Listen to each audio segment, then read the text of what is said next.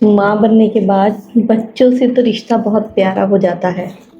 एक प्यारी सी फीलिंग माँ बनने की जो हम बता भी नहीं पाते कि कितनी प्यारी फीलिंग है।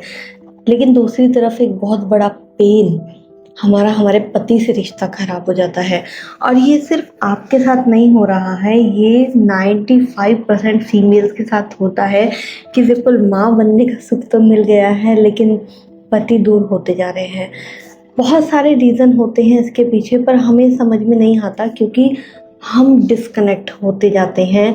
हम दोनों ही, हस्बैंड वाइफ के साथ, वाइफ हस्बैंड के साथ। और अगर आपके साथ भी ऐसा हो रहा है, ये वीडियो आपके लिए यूज़फुल है क्योंकि पूरी वीडियो में मैं यही बताने वाली हूँ कि गलतियाँ क्या कर रहे हो और क्या सॉल्यूशन है, क्या चीज़ें नहीं करनी है। तो पहले बात करते हैं कि जब हम मम्मा बनते हैं, राइट, तो हमारा प्यार बढ़ जाता है। हम माने या नहीं माने, हमारा प्यार बढ़ जाता है। जो पूरी अटेंशन, जो पूरी केयर हम अपने हस्बैंड को दे रहे थे, अब वो 10-20% हस्बैंड के लिए दे जाती है, 80% हमारे बेबी के लिए हो जाती है। तो हमारे हस्बैंड को ये लगने लगता है कि बच्चे को प्रायोरिटी ज़्यादा दी जा रही है और मेरे को कम। अब ऐसे में हमें कई बार ये भी लगता है कि हस्बैंड को समझना चाहिए, मैं माँ बनी हूँ, इतने काम होते हैं और नो डाउट बहुत काम होते हैं। बच्चे को संभालना, कई बार पोस्टपार्टम डिप्रेशन, बॉडी में इतने चेंजेस होते हैं, हार्मोनल चेंजेस होते हैं, हमारे मूड स्विंग होते हैं, रिस्पॉन्सिबिलिटीज़ बढ़ जाती हैं, बच्चे रातों को सोते नहीं हैं तो हमें रात भर जाग जाग कर उन्हें देखना पड़ता है। बट अगर हम बात करें ना तो मेन आर लॉजिकल। वो कई बार ये इमोशनल जो पेन है हमारा वो नहीं देख पाते और कहीं ना कहीं उन्हें भी अनलव्ड फील होता है।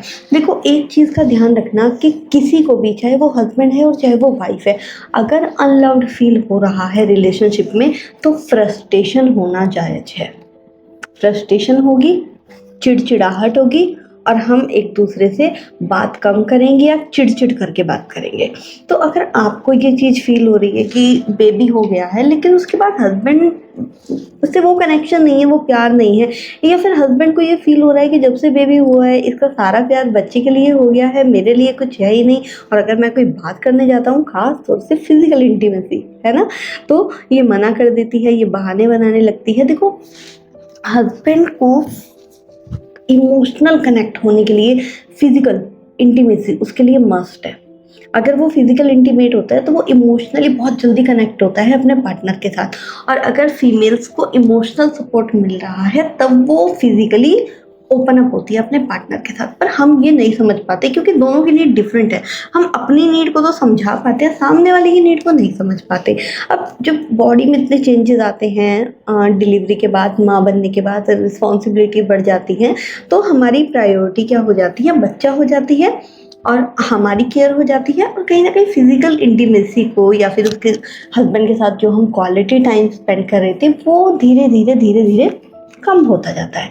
जहाँ पे हस्बैंड को अनलव्ड फील होता है और उसको भी लगता है कि क्या मैं इस रिलेशनशिप में, मतलब इस शादी में कहीं हूँ या बस एक प्रोवाइडर ही बन के रह गया हूँ, इनकी सारी रिस्पॉन्सिबिलिटी पूरी करो, सब कुछ तो कर रहा हूँ और क्या करूँ, तब भी हर समय थकी रहती है। मैंने मेड भी लगा दी है, मैं सब चीज़ें करके दे रहा हूँ, मैं हर चीज़ प्रोवाइड कर रहा हूँ, खर्चे उठा रहा हूँ, लेकिन उसके बाद भी वाइफ की शिकायतें ही बंद नहीं होती क्योंकि सही तरीके से तो हम भी नहीं समझा पाते कि हम क्या फील कर रहे हैं उस समय। दूसरा, प्रायोरिटी डिफरेंट हो जाती है, बेबी प्रायोरिटी पे आ जाता है, तो हम धीरे धीरे जो कनेक्शन हमारे हस्बैंड के साथ, लाइक हम बाहर घूमने जाते थे, डेट प्लान करते थे या फिर ट्रिप प्लान करते थे या फिर फिजिकल इंटीमेट जब होते थे तो वो रात का टाइम हमारा होता था, हस्बैंड के लिए एक स्पेशल केयर होती थी, बातें होती थी, हम उनके पीछे दिमाग खाते रहते थे। अब वो चीज़ें बंद हो जाती हैं जिसकी वजह से दोनों के बीच में डिसकनेक्शन आ जाता है। अब ये चीज़ें तो हैं जो हो रही हैं, पर अब करना क्या चाहिए? देखो, एक गलती मैंने देखी है जो फीमेल्स करती हैं मम्मा बनने के बाद, वो क्या करती हैं कि बेबी को अपने और हस्बैंड के बीच में सुलाना स्टार्ट कर देती है। स्टार्टिंग फेज में तो ये सही रहता है कि चलो कोई बात नहीं, बेबी छोटा है, आपकी केयर चाहिए। बट अभी मैं आपको बताऊं, हमारी कम्युनिटी में एक क्वीन है जिसके बच्चे 9 साल 10 साल के हो गए हैं, 9-10 साल के, इतनी एज है अब। वो बिल्कुल भी रेडी नहीं है दोनों के बीच में से अलग सोने के लिए।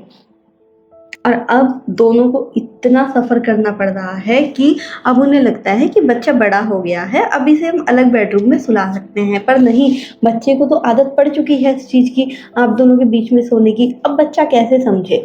तो ठीक है, स्टार्टिंग फेज में आप दोनों मिलके डिसाइड करो कि क्या ओके है, कितना टाइम तक हमें बच्चे को बीच में सुलाना है, कब हमें एक दूसरे के साथ टाइम स्पेंड करना है, कब हमें एक दूसरे के साथ डेट प्लान करनी है, फिजिकल इंटीमेट होना है। एंड हस्बैंड को भी खास तौर से इस बात का ध्यान रखना चाहिए कि अगर वाइफ पूरा दिन थका हुआ फील करेगी तो वो आपके साथ खुल के फिजिकल इंटीमेट नहीं हो सकती। पर अब ये बात हस्बैंड को कैसे समझाई जाए? आप आराम से, प्यार से, राइट कम्युनिकेशन, अगेन सही कम्युनिकेट करके उन्हें बता सकते हो कि अभी ये चीज़ें जो चेंज हो गई हैं, इस वजह से मुझे ये फील होता है एंड मुझे इन इन एरिया में, इन इन चीज़ों में, इन इन कामों में आपकी हेल्प चाहिए। आई वॉन्ट कि हम अच्छे से रहे, आई वॉन्ट कि हमारी इमोशनल एंड फिजिकल इंटीमेसी बहुत स्ट्रॉन्ग हो। बट अभी क्योंकि मैं भी फर्स्ट टाइम मम्मा बनी हूँ, मुझे ये सब चीज़ें नहीं करनी आती, मैंने भी नहीं सीखा है। I want your support, I want your need, I need you, I need you. तो क्या आप मेरी इस चीज़ में हेल्प करोगे? आपको उन्हें बताना होगा कि वो जो हमारा टाइम था, मैं भी वो मिस कर रही हूँ, मैं भी तुम्हारा टच, तुम्हारा प्यार, वो सब मिस करती हूँ। तो क्या आप मेरी थोड़ी सी हेल्प करोगे ताकि हम दोनों के बीच में जो डिस्टेंस आ रहा है वो नहीं आए? जब आप हस्बैंड को सही तरीके से बताओगे ना, वो समझेंगे। आप क्लियर उन्हें बताओगे कहाँ कहाँ आपको सपोर्ट की नीड है, वो समझेंगे। अपनी इमोशंस को मैनेज करना सीखो, रादर देन ब्लास्ट होने के, गुस्सा दिखाने के, चिड़चिड़ करने के। इनसे नहीं होता है।